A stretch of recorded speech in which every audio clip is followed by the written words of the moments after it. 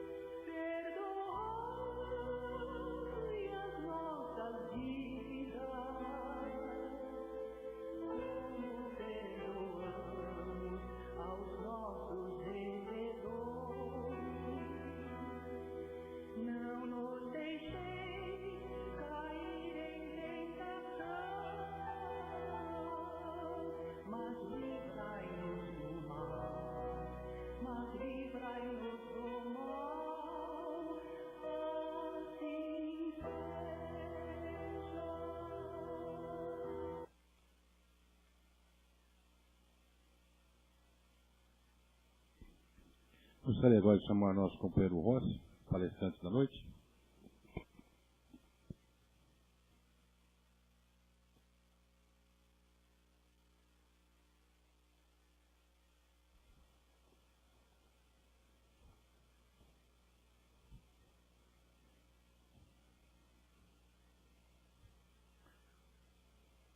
Uma boa noite.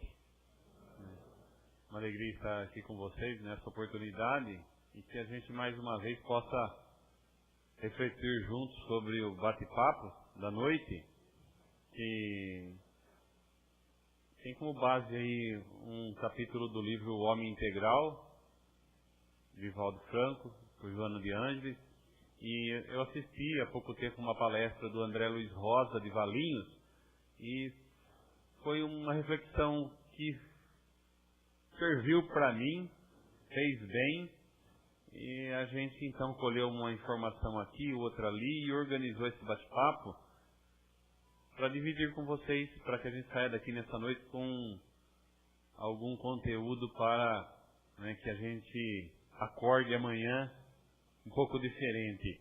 E a primeira tela aí é uma parte da poesia da Cora Coralina, Aninha e Suas Pedras. O trecho: não te deixes destruir. Recria tua vida sempre, sempre. Remove pedras e planta roseiras e faz doces. E a última palavrinha aí? Recomeça. Recomeçar é a nossa história todos os dias. A gente recomeça a nossa existência. Todos os momentos que a gente acorda, temos o dia à nossa disposição.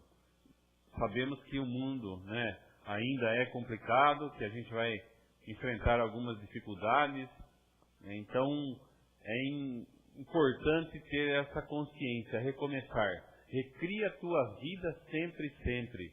Não te deixes destruir. De vez em quando a gente fica desanimado, de vez em quando a gente fica cansado, e faz parte ainda de um processo. É preciso recomeçar. A segunda tela, mais um toque, olha lá, mais um. Morrer ou desencarnar? Nós, espíritas que somos, estamos dentro de uma casa espírita, o termo mais apropriado para nós é desencarnar. Morre o corpo, o espírito é imortal, princípio básico da doutrina espírita, a imortalidade da alma. Então, vejam só, a gente desencarna. A situação muito presente no dia a dia é que tem muitas pessoas morrendo lentamente. As pessoas estão encarnadas, mas estão se apagando. E encontramos nas palavras de uma poeta mais aí da modernidade da internet uma reflexão interessante. É um tanto quanto longo, mas vale a pena a gente refletir no que ela escreve. A poetisa se chama Marta Medeiros. O título da poesia é A Morte Devagar. Então, eu sempre gosto de pedir para que alguém me ajude. Alguém gosta de ler? Alguém pode me ajudar a ler aí a poesia? Quem que vai colaborar conosco aí? Quem vai ler para a gente?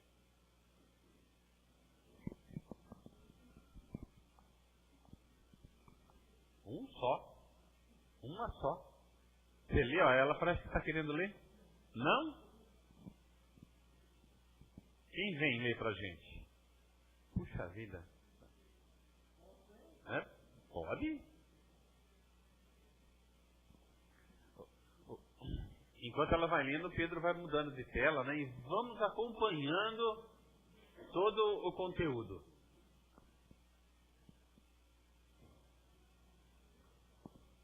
Você consegue ler daí? Lá.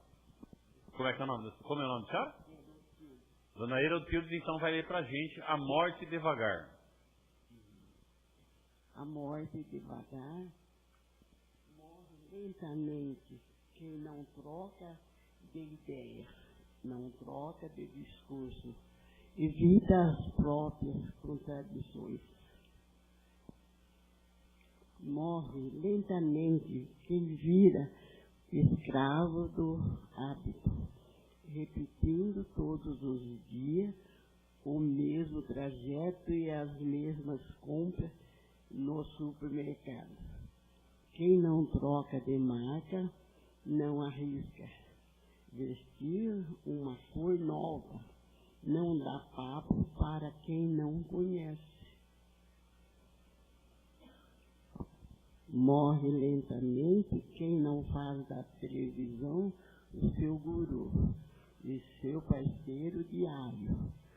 Muitos não podem comprar um livro ou uma entrada de cinema, mas muitos podem, e ainda assim alinhando-se diante de um tubo de imagem que traz informações e entretenimento, mas que não deveria, mesmo com apenas 14 polegadas, ocupar tanto espaço em uma vida.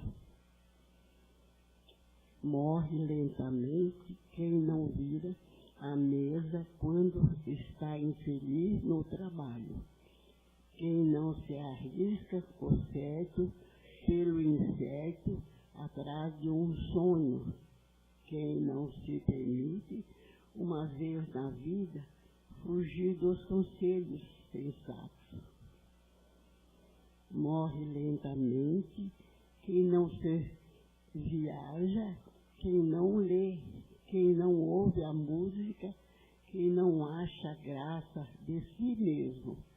Morre lentamente quem não destrói seu amor próprio. Morre muita gente lentamente e esta é a morte mais ingrata e traiçoeira, pois quando ela se aproxima de verdade, aí já estamos muito destreinados para percorrer um pouco tempo restante. Que amanhã, portanto, demore muito para ser o nosso dia, já que não podemos evitar um final repentino, que ao menos evitemos a morte em suaves prestações, lembrando sempre que estar vivo exige um esforço bem maior do que simplesmente respirar. Marta Medeiros. Muito obrigado, viu, dona Beatriz? Obrigado por ter nos auxiliado aí.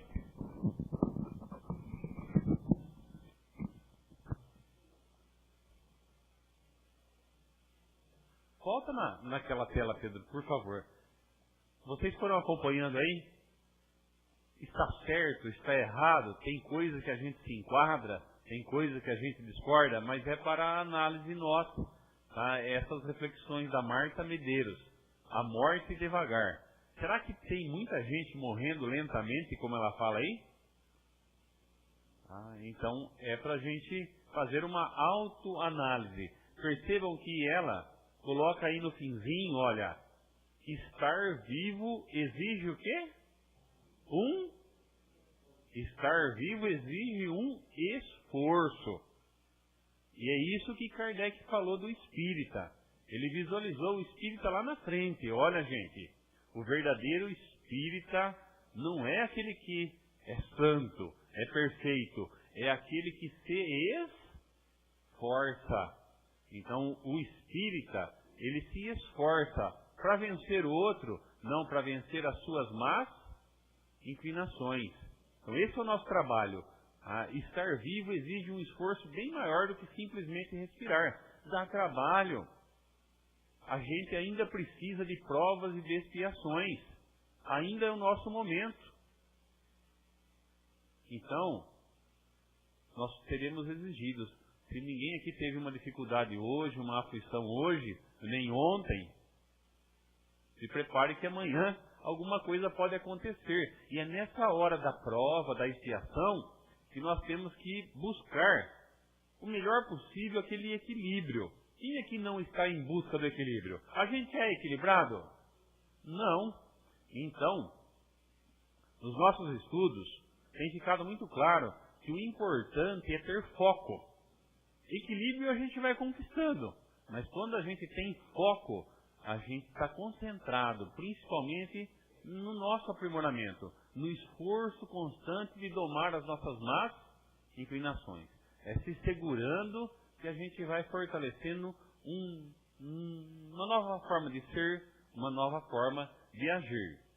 E nesse livro que eu falei para vocês, e também tem uma palestra do Divaldo que ela tem o tema Os Quatro Gigantes da Alma. O André coloca como título Adversários da Felicidade. 4 adversários da felicidade. Entre tantos outros, 4 adversários da felicidade. E o primeiro é esse aqui, ó. O primeiro adversário da felicidade, no dizer de Joana, é a rotina. E ela diz assim, ó, rotina é como ferrugem na engrenagem de preciosa maquinaria, que a corrói e arrebenta. Vocês já viram uma engrenagem enferrujada trabalhando? Deixa uma máquina parada lá no tempo e depois põe ela para funcionar. Faz um barulho, não trabalha direito, chia. Tá? Então, a Joana está dizendo para nós prestarmos um pouco de atenção na nossa rotina, no nosso dia a dia. Olha, ela fala que a rotina vem disfarçada como segurança. A gente se sente seguro naquela coisa. Muitas vezes, ela fala aí, ó, uma mesmice, A rotina, disfarçada como segurança, enterra o carro do progresso social e automatiza a mente, que cede o campo do raciocínio ao mesmismo cansador deprimente. Então, será que ela está certa? Será que muitas vezes a rotina nossa acaba levando a gente até a depressão? Aquela coisa, sempre a mesma coisa. A Marta fala, é o mesmo caminho, o mesmo trajeto, o mesmo supermercado, as mesmas compras. Por isso que às vezes é importante a gente fazer alguma coisa diferente, mudar um pouco. Alguém aqui hoje saiu da rotina para vir ao centro? Não estava na programação? Alguma coisa que trouxe aqui hoje? Saiu da rotina ou estava todo mundo no planejamento? Alguém aqui saiu da rotina? Levanta a mão. Tá? Então veja só, não que o planejamento é fundamental. Agora, quando passa de um certo limite, vira uma coisa cansativa. Olha lá, ó. Ferrugem na engrenagem, emperra o carro, automatiza a mente, mesmo cansador, deprimente. Então, que nós possamos fazer uma análise desse primeiro adversário da nossa felicidade, é a rotina. A próxima tela tem ali, ó, aquela sequência. A gente acorda, vai para o banheiro, faz as nossas necessidades, lava o rosto, vai para o trabalho, depois volta para casa, almoça, volta para o trabalho e às vezes retorna já quando está anoitecendo e senta no sofá. Na frente, hoje o tubo não tem só 14 polegadas, está ficando cada vez maior, está pegando a sala inteira. Então, a Marta chama atenção para essa situação. A TV não é nem boa nem ruim, como a internet, como o celular, mas tem ocupado um espaço maior do que deveria na vida das pessoas.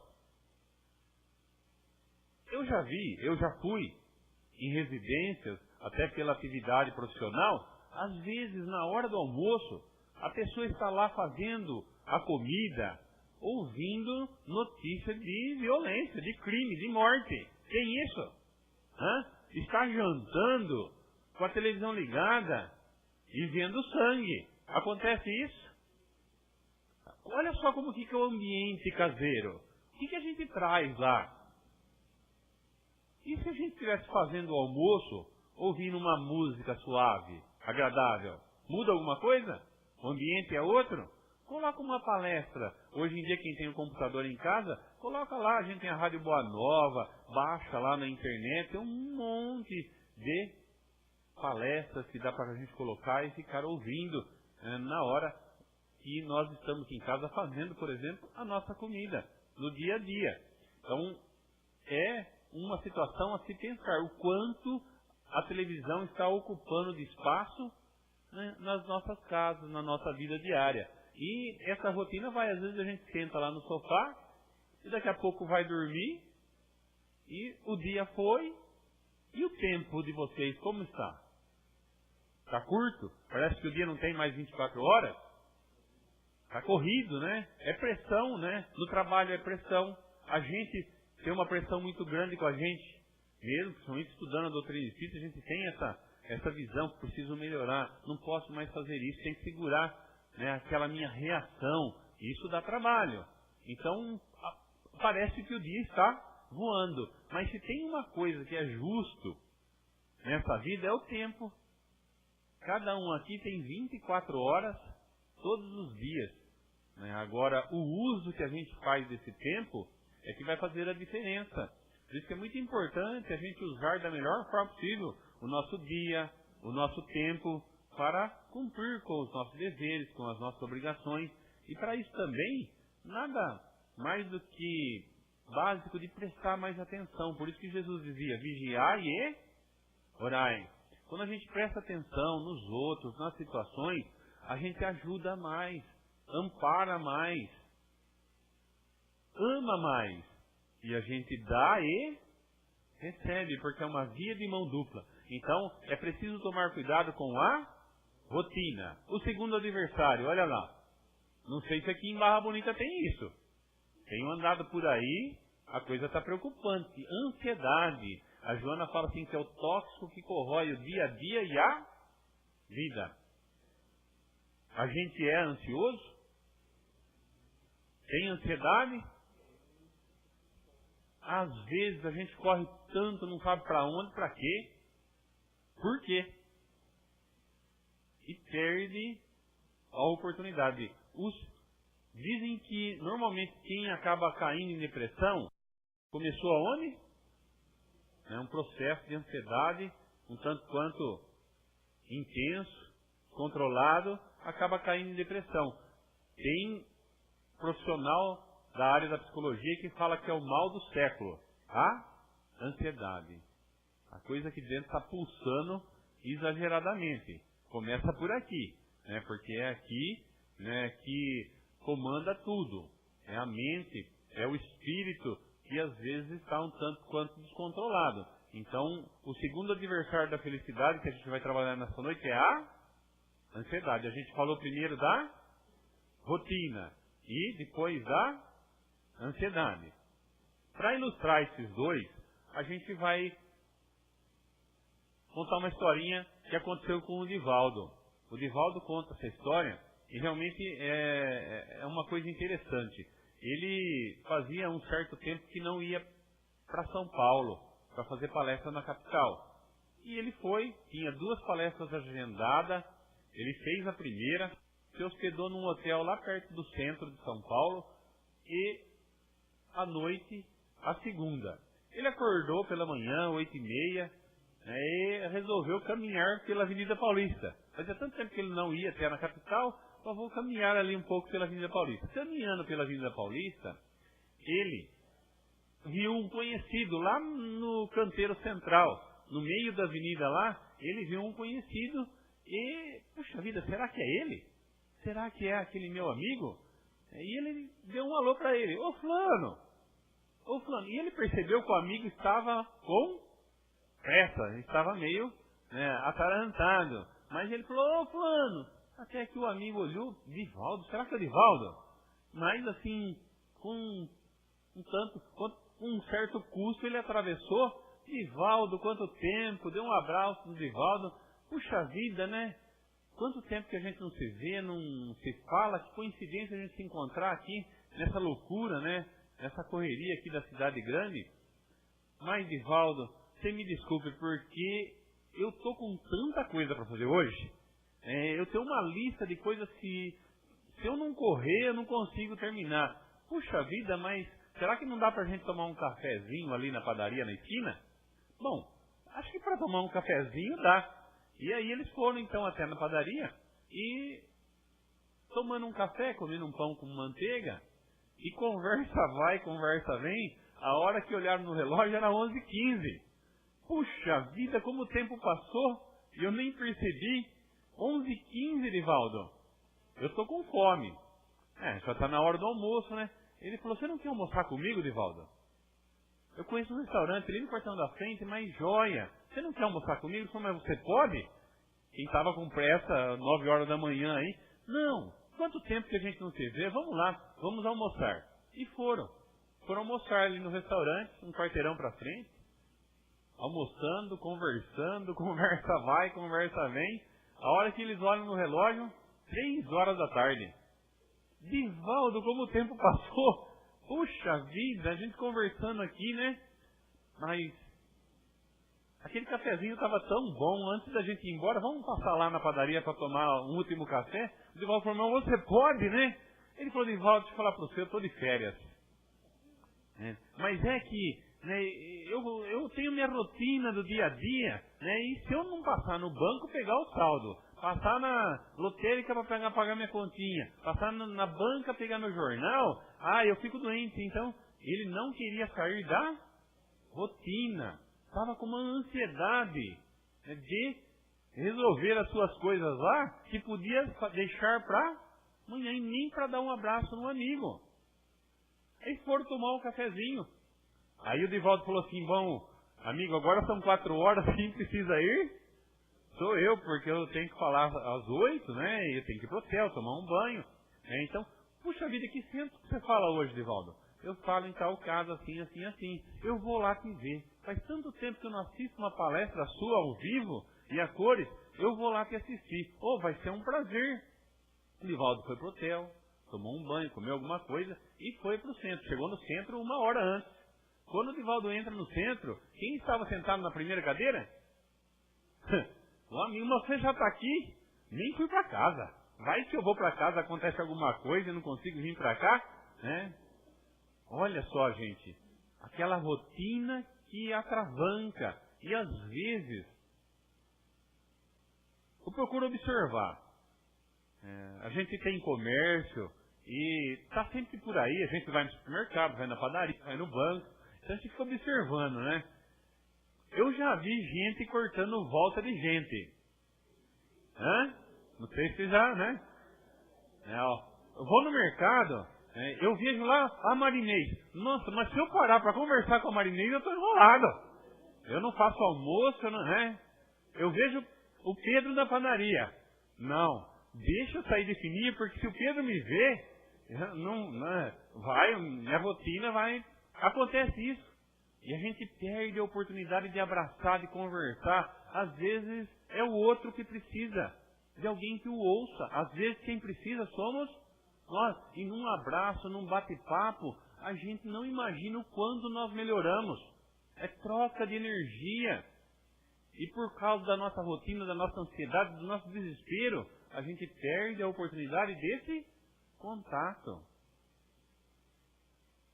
Para que a gente possa pensar nisso.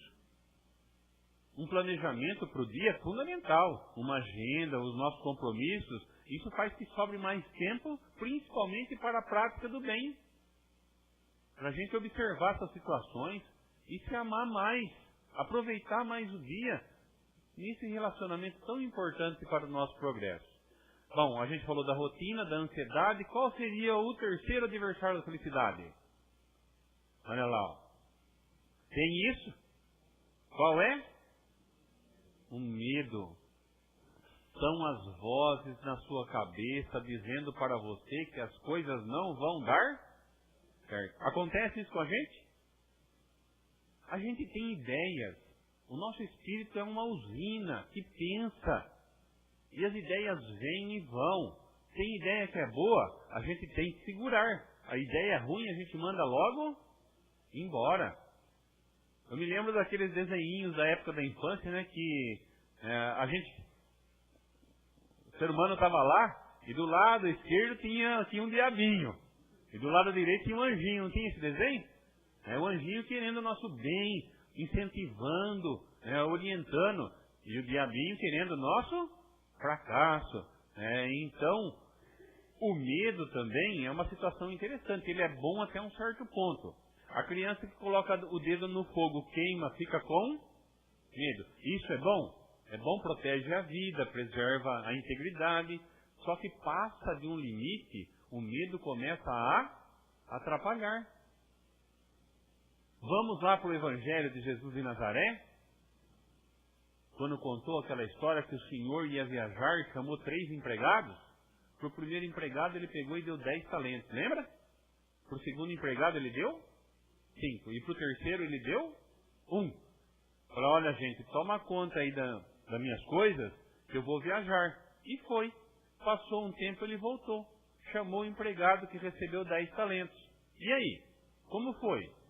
Falou, trabalhei, progredi e estou te devolvendo 20. Então, ele recebeu 10 para cuidar e devolveu 20. Ele melhorou. E o que o Senhor falou? Vai para a festa. Vai para o céu.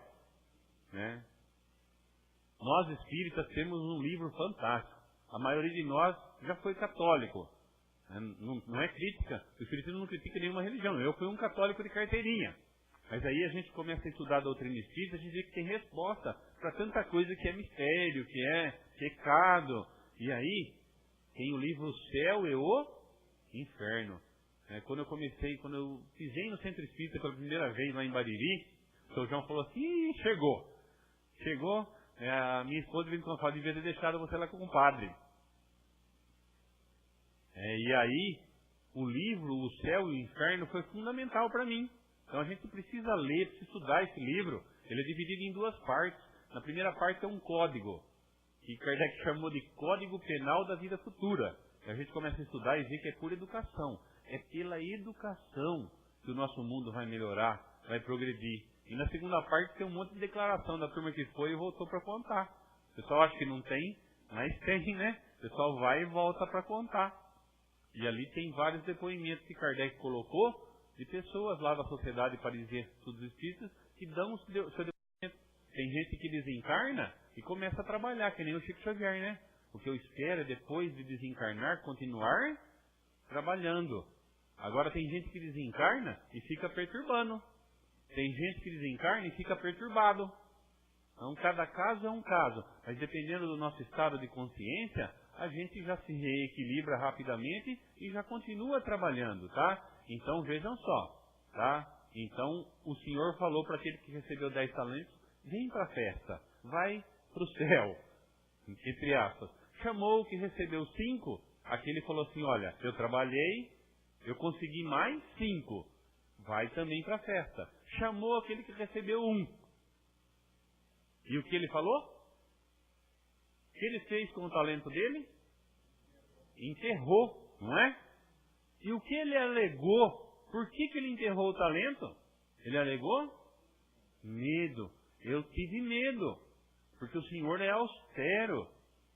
Colhe onde nem plantou. Eu fiquei com medo de perder até esse 1. E aí, a alegação de medo foi aceita pelo Senhor? Hã? Não. Segundo está no Evangelho, ele foi para um lugar onde há choro e ranger de dentes. Então, não vai adiantar a hora que a gente chegar lá do outro lado, não vai ter São Pedro, não vai ter o Criador, é a nossa consciência conosco mesmo. Quantas coisas a gente enterrou alegando medo? O medo não foi aceito como desculpa para livrar a gente da nossa própria consciência. Então a gente tem que trabalhar para melhorar, tem que se esforçar para vencer as nossas más inclinações. Hoje, na parte profissional aí tem um pessoal que estuda e dizem assim, que a gente conseguir exercitar um comportamento, cada um aqui pode ser melhor do que já é? Pode melhorar um pouquinho? Muito, né? E se a gente escrever as nossas falhas, os nossos escorregões, e todo dia der uma olhadinha lá, a gente está participando de um programa na firma, que é assim, foi feita uma autoavaliação. Eu tinha que trabalhar um comportamento por 21 dias, e elogiar mais as pessoas, elogiar qualquer progresso. E eu percebi a minha dificuldade. Como a gente tem dificuldade para elogiar o outro? E isso faz bem, não custa nada. Parabéns, você fez certo, a sua ideia foi boa. Legal o que você fez. A gente não tem essa cultura, esse costume, que vai trazer um ambiente diferente para a nossa casa, para o nosso trabalho. E eu percebi quanta dificuldade eu tinha em elogiar mais as pessoas. Então, exercitando isso por 21 dias, a gente tem uma grande possibilidade de agregar isso ao nosso comportamento. Tá? Então, vencer aquele medo que nos atravanca, aquelas vozes que aquele espírito, sei lá, aquele obsessor, querendo que a gente não caminhe para o nosso progresso. E aí, a gente acaba alegando que tem medo. O medo muitas vezes atravanca o nosso progresso moral, espiritual, individual. Pensemos nisso. O outro adversário? Olha só, gente. A solidão. Rotina, ansiedade, medo e solidão. E para isso a gente escolheu um texto da Madre Teresa de Calcutá, que diz assim, a mais terrível pobreza é a solidão e o sentimento de não ser amado. A maior doença hoje não é a lepra ou a tuberculose, é antes o sentimento de não ser desejado. No mundo existe mais fome de amor e de apreciação do que de pão. Às vezes pensamos que a pobreza é apenas fome, nudez e desabrigo. A pobreza de não ser desejado, não ser amado e não ser cuidado é a maior pobreza. É preciso começar em nossos lares o remédio para esse tipo de pobreza. É profundo. Madre Teresa de Calcutá dizendo isso. Ela foi um ícone para a Índia, lá para aqueles miseráveis da Índia. Ela levava o seu calor humano. Às vezes a casa espírita dá cesta básica, dá sopa, faz um trabalho de caridade. Até porque Kardec disse que fora da caridade não há salvação. Então um trabalho social na casa espírita é a prática do bem. Então não é o pão, não é a sopa, não é a cesta básica. É a gente levar um pouquinho de calor humano. Nós estamos às vezes em meio a tantas pessoas e a gente se sente sozinho.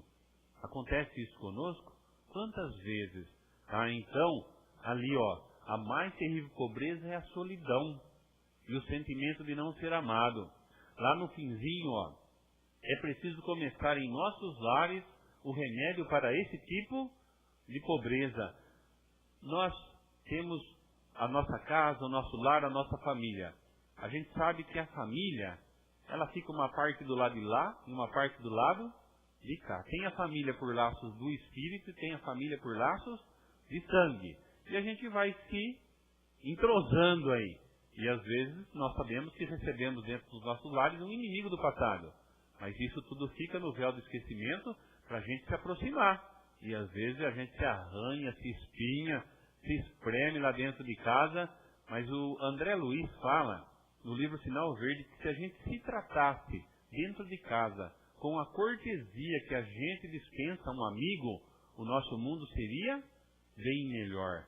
E às vezes é dentro de casa que a gente se mata, que a gente se pega. Tá? Então, nós estamos muitas vezes interiormente sozinhos. E já dizia o poeta, olha lá, ó, fundamental é mesmo o amor. É impossível ser feliz sozinho. Lembra da música? Tá? Fundamental é mesmo o amor. É impossível ser feliz sozinho. A gente nasceu, foi criado pelo Criador, por Deus, para viver em sociedade. E é aí que a gente vai aprendendo, vai crescendo, vai aceitando as diferenças.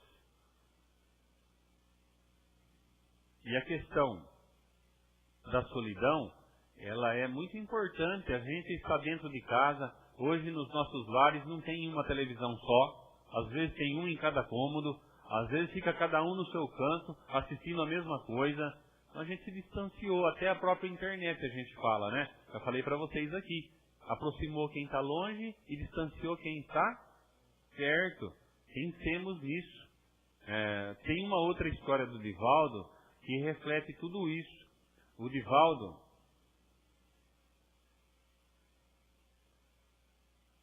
é o caçula de uma família numerosa. São 12 irmãos. E a mãe do Divaldo, Dona Ana.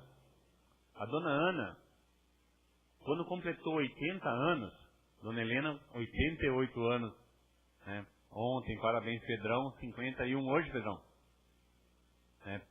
Olha só, a Dona Ana, quando completou 80 anos, chamou o Divaldo. Divaldo, você conversa com a Dona Joana todos os dias quase. Tem uma coisa que está me incomodando. O que foi, mãe?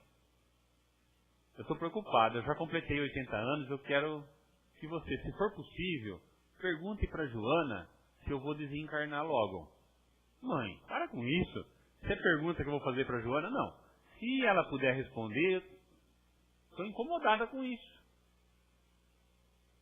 O Divaldo foi para Noção do Caminho, a psicografia, psicofonia. Quando estava terminando, ele estava sem coragem de perguntar. E a Joana, então, disse assim, ô Divaldo, você não tem nada para perguntar para mim, não? Ô Joana, você sabe então, né? Eu estou meio sem jeito aqui, mas minha mãe, Dona Ana, ela completou 80 anos, está preocupada, pediu para que, se fosse possível, você dissesse que ela vai desencarnar logo.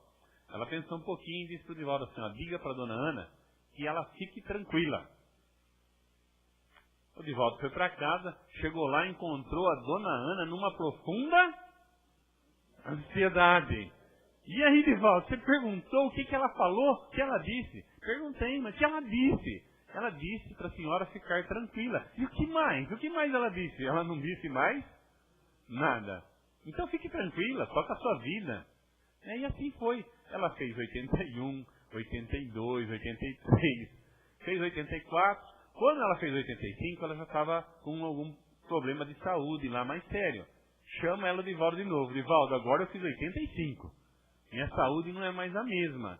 Eu estou achando que está próximo. Pergunta lá para Joana se eu vou desencarnar logo. Outra vez, mãe, com essa história? Outra? Não, por favor. Pergunta para ela se for possível responder. Aí o Divaldo foi, tudo. Joana, minha mãe começou com aquela história de novo. Está preocupada se vai desencarnar logo. Você pode falar alguma coisa? Joana pensou um pouquinho e respondeu para o Divaldo assim, fala para a Dona Ana que é bom ela ir arrumando as malas. Divaldo chegou em casa, estava a dona Ana desesperada. Você perguntou o que ela falou, o que ela disse. Mãe, e ela disse que é bom a senhora ir arrumando as malinhas. Ela falou, ai que medo.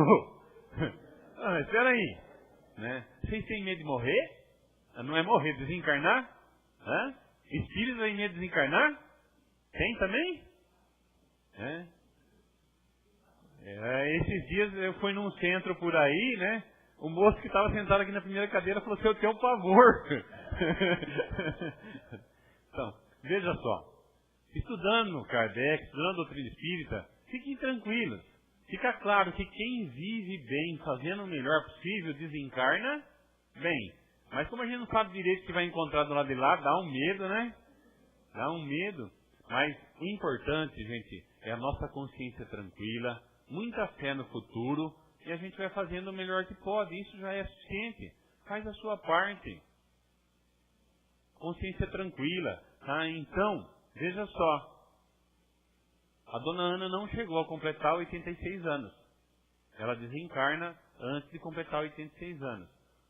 Um tempo do lado de lá, ela então dá uma comunicação para o Divaldo, dizendo para o Divaldo que ela estava muito feliz do lado de lá. Principalmente por um motivo.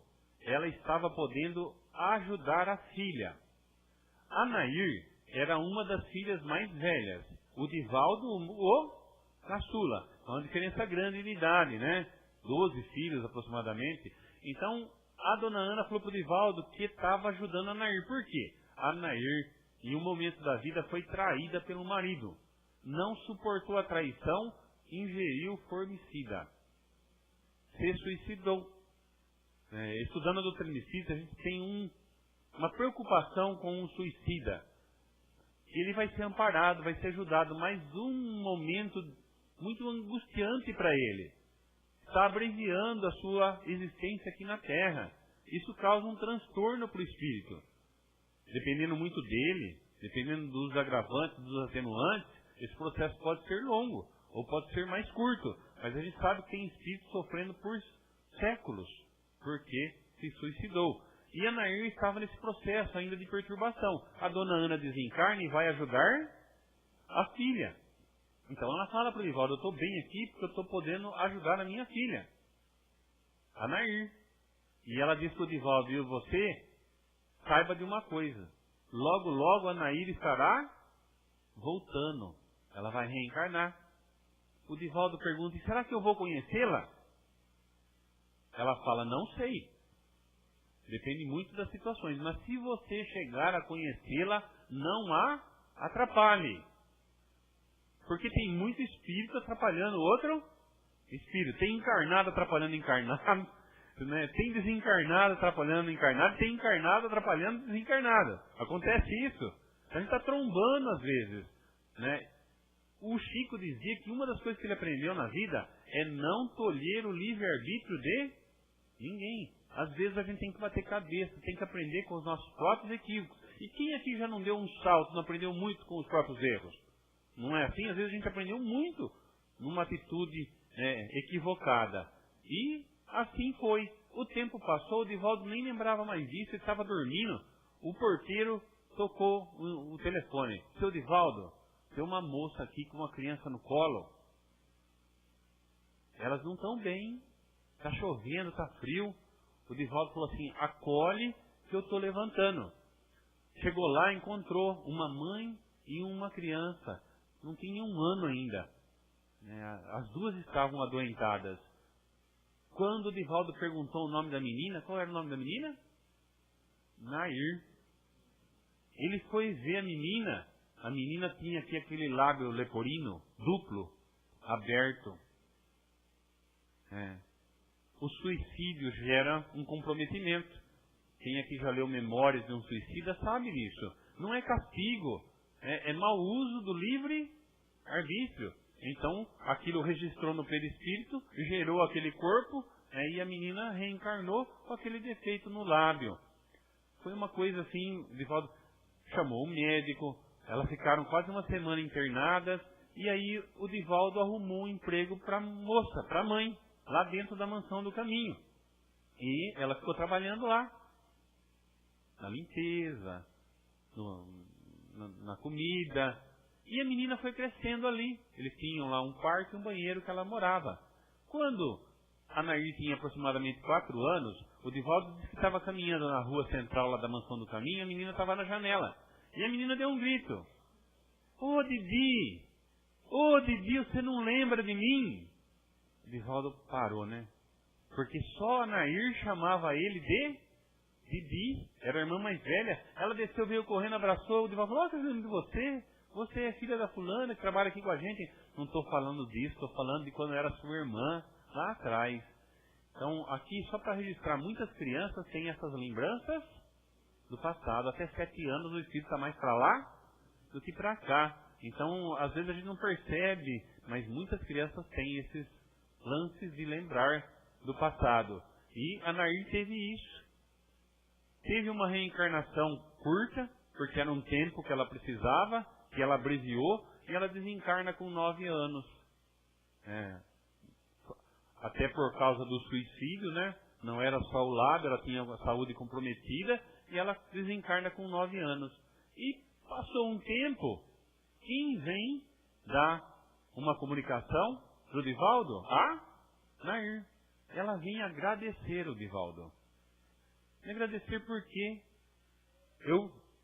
seguiu a recomendação, não a atrapalhe.